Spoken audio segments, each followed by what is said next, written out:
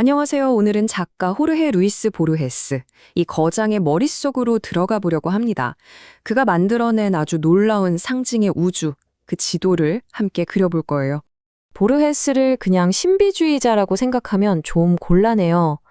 그는 사실 고대의 상징 체계를 도구로 삼아서 현실 그 자체가 뭔지 파고들었던, 뭐랄까, 문학적 형이상학자 같은 사람이었죠. 자, 그럼 본격적으로 한번 들어가 볼까요? 오늘 우리가 함께 떠날 보르헤스 마음속 여행의 경로, 바로 이렇습니다. 가장 먼저 그의 핵심적인 접근법부터 짚고 넘어가야 해요. 그는 상징을 어떤 믿음의 대상으로 본 게 아니라 생각을 하기 위한 도구, 일종의 연장으로 사용했다는 거죠. 보르헤스는 세상이 정말 무한히 복잡하다고 봤어요. 그런데 인간은 그걸 어떻게든 설명하려고 아주 단순하면서도 강력한 상징들을 만들어낸다는 거죠.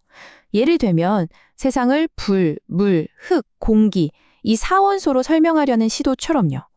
보르헤스는 바로 이런 현실을 설명하는 문법 같은 것들에 완전히 매료됐고 이게 그의 작품 세계를 관통하는 핵심 언어가 됩니다. 자, 그럼 첫 번째 지도를 펼쳐보겠습니다. 바로 연금술이에요. 연금술에서 말하는 사원조는요, 그냥 물질을 말하는 게 아니에요. 존재를 이루는 근본적인 원리, 그 자체를 의미합니다. 여기서 진짜 재미있는 포인트가 뭐냐면요. 보르헤스가 이 연금술의 원리들을 어떻게 자신만의 문학적 상징으로 바꿔놓았는지 그 변한 과정을 살펴보는 거예요. 이 표를 보시면 그 관계가 한눈에 들어오죠. 연금술에서 정화와 변형을 상징하는 불은 보르헤스에게 와서는 창조적인 의식의 빛이 되고요. 모든 걸 녹이고 재생시키는 물은 시간의 흐름이나 망각이 됩니다. 또 공기는 소통을 매개하는 언어가 되고 단단한 형태를 가진 흙은 도서관이나 미로 같은 구체적인 구조물로 나타나는 거죠. 결국 핵심은 이겁니다. 연금술사들이 그토록 찾아 헤맸던 철학자의 돌 있잖아요. 보르헤스에게 그건 물질이 아니었어요. 바로 문학을 통해서 얻게 되는 인식의 전환, 바로 그거였던 거죠. 자, 이제 두 번째 지도로 넘어가 볼까요? 이번엔 유대 신비주의, 카발라에서 영감을 얻은 세계입니다. 이 세계관에서는 우주 그 자체가 하나의 거대한 신성한 텍스트라고 봐요. 보르헤스가 카발라에 매료됐던 가장 큰 이유가 바로 이 아이디어 때문이에요. 세계가 글자와 언어로 창조되었다는 생각. 이거 정말 엄청나지 않나요? 이 관점에서 보면 세상은 거대한 책이고 우리는 그 책을 읽는 독자가 되는 셈이죠. 그의 대표작 바벨의 도서관이 바로 이 아이디어를 극단까지 밀어붙인 결과물이고요. 이런 카발라의 우주관은 생명의 나무라는 다이어그램으로 아주 잘 구조화되어 있어요. 보이지 않는 무한한 신성, 에인소프가 어떻게 세피로트라고 불리는 10개의 단계를 거쳐서 우리가 사는 이 현실 세계에 나타나는지 그 과정을 보여주는 지도라고 할 수 있죠. 보르헤스는 이 구조를 정말 기가 막히게 상징적으로 활용합니다. 보세요. 가장 아래에 있는 물질 세계, 말쿠트에서 시작해서 저 꼭대기에 있는 모든 것을 아우르는 신성한 관점, 케트르로 올라가는 이 여정. 이게 바로 그의 소설 속 주인공들이 혼돈 속에서 의미를 찾아 헤매는 그 과정과 정확히 겹쳐 보이지 않나요? 자, 계속해서 다음 지도로 가보겠습니다. 세 번째 지도는 우리 마음의 구조, 바로 그 자체에 대한 이야기입니다.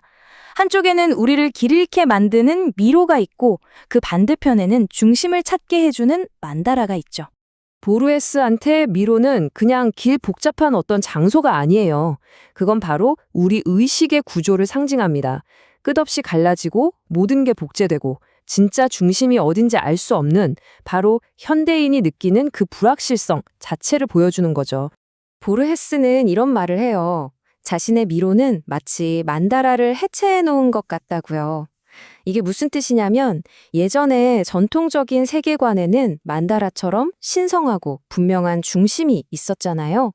그런데 현대에 와서는 그 중심이 사라져버리거나 아니면 뭐가 중심인지 알 수 없게 흐릿해졌다는 겁니다. 미로는 바로 그 상태를 보여주는 거고요. 하지만 여기서 중요한 건 미로와 만다라가 겉보기엔 정반대 같아도 사실은 같은 질문을 던지고 있다는 점이에요. 그 질문은 바로 이거죠. 과연 인간의 의식은 어떻게 현실의 진짜 중심에 다다를 수 있는가? 둘 다 그 탐구의 지도인 셈입니다. 자, 이제 마지막 네 번째 지도입니다. 바로 타로예요. 사실 보르헤스가 타로에 대해 직접 글을 쓴 적은 거의 없어요.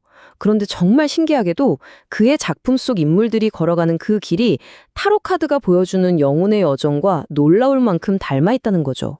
타로의 핵심인 22장의 메이저 아르카나 카드는 하나의 완결된 여정을 보여주거든요. 아무것도 모르는 순수한 바보 카드에서 시작해서 모든 것을 통합적으로 이해하게 되는 세계 카드에 이르기까지. 딱 의식의 성장하는 과정을 그려놓은 지도 같죠? 자, 그런데 정말 놀라운 건요. 보르헤스 작품에 나오는 결정적인 순간들이 이 타로의 핵심 카드 이미지와 거의 완벽하게 들어맞는다는 점입니다. 예를 들어볼까요? 기존의 낡은 구조가 무너지는 걸 상징하는 탑카드. 이건 마치 소설 속 주인공이 자기가 믿었던 지식의 보고 도서관이 사실은 영원히 빠져나갈 수 없는 역설의 감옥이었다는 걸 깨닫는 그 충격적인 순간과 정확히 일치해요. 소름 돋지 않나요?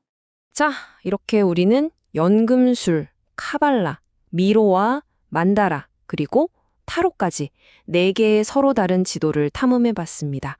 그럼 이 지도들은 보르헤스의 우주에서 과연 어떻게 하나로 합쳐지는 걸까요? 결론부터 말하면 보르헤스를 대표하는 그 유명한 이미지들 있잖아요. 미로, 도서관, 거울, 알레프 같은 것들. 이게 사실은 어느 한 지도에서만 나온 게 아니라는 겁니다. 바로 이 4개의 지도가 서로 겹쳐지는 교차점에서 태어난 아주 다층적인 상징들이라는 거죠.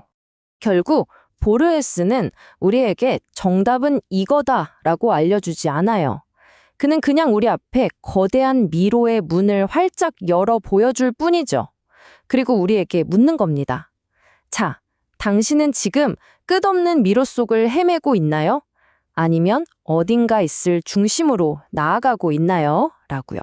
그리고 어쩌면 바로 이게 보르헤스가 하고 싶었던 진짜 이야기일지도 모릅니다. 길을 잃는다는 건 실패가 아니라는 것, 오히려 진짜 탐험의 시작이라는 것. 어쩌면 의미를 찾아 헤매는 그 과정, 지도를 그려나가는 그 행위 자체가 우리가 도달해야 할 진정한 목적지일지도 모른다고 말이죠.